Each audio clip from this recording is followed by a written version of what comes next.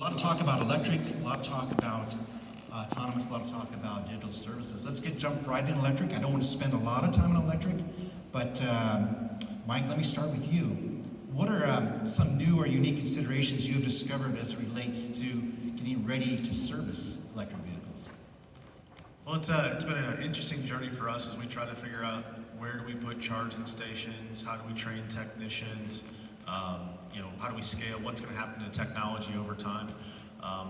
Some of the more unique things I think we've discovered as we've had to work with everybody from municipalities and electrical companies to make sure we have enough power in order to do it is also just about how we actually transact in that space. And what I mean there is when you charge a truck and it now takes $100 to $200 worth of electricity to charge it, how are we gonna transact that, right? We wouldn't put $200 worth of diesel fuel in a truck and send it out the door without being able to handle that in service. So some of those kind of things are things that we're having to uncover as we go along that we didn't anticipate when we first started speccing equipment for charging.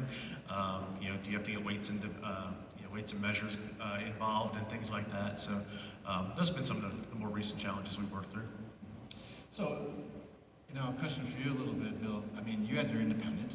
How are you preparing for this upcoming, let's call it, evolution into electric vehicles? So we're doing multiple things. We're, at a different level, obviously. So a couple things we've done. We've ordered a Rivian. We've ordered 2 EVs. One was a Rivian, and the other one's a Tesla.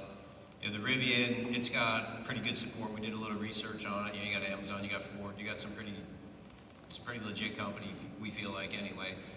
We should have already had the vehicle here, but, just something happened a couple years ago. It's caused some delays. So one, we want to get our hands on it. We know it's a smaller vehicle, but just get familiar with it. And then the Tesla, that's just a cool vehicle. It's got the autonomous stuff going and the EV stuff, and it's bulletproof, so who doesn't want a bulletproof truck, right? So we're doing that. And then the other thing we're doing, there's a local community college that has some courses on EV. We plan to send our trainer to some of those classes to kind of get an idea, see what's coming down the pipe. And then also creating a culture of discipline in our systems, because we don't know if it's going to come. A few years ago, the natural gas, hey, that's the next best thing. That's what's going to change it. The infrastructure's coming. Where is it now? So we don't want to jump the gun, but there's an awful lot of resources going into this battery powered. We don't understand how it's going to materialize. The batteries are made of rare earth minerals. Keyword rare. So, we don't understand. I'm sure there's some technology behind it that we don't know about that's coming. But those are some of the things we're doing. If we can be disciplined in our systems, then we just have to change our systems, do a different repair process. So discipline and efficiencies. Those are things, and then we can apply them to what we're doing today too. So it's kind of a double benefit for us. Well, perfect.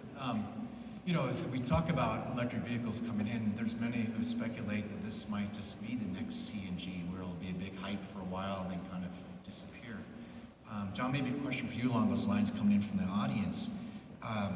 Is this new technology adoption driven by just a few large fleets, or is this broad across the industry? Since you talk to most customers, what do you think? Yeah, I would say that it's pretty broad across the whole industry. I think the industry's made a decision to look at zero-emission vehicles, natural gas. California's driven a lot of it here in the U.S. over the years, and it's starting to spread to some other CARB states. There's GHG emissions that are coming down, global emissions around the world that are going to drive this in Europe, here in North America in the near future. So I think it's very broad-based.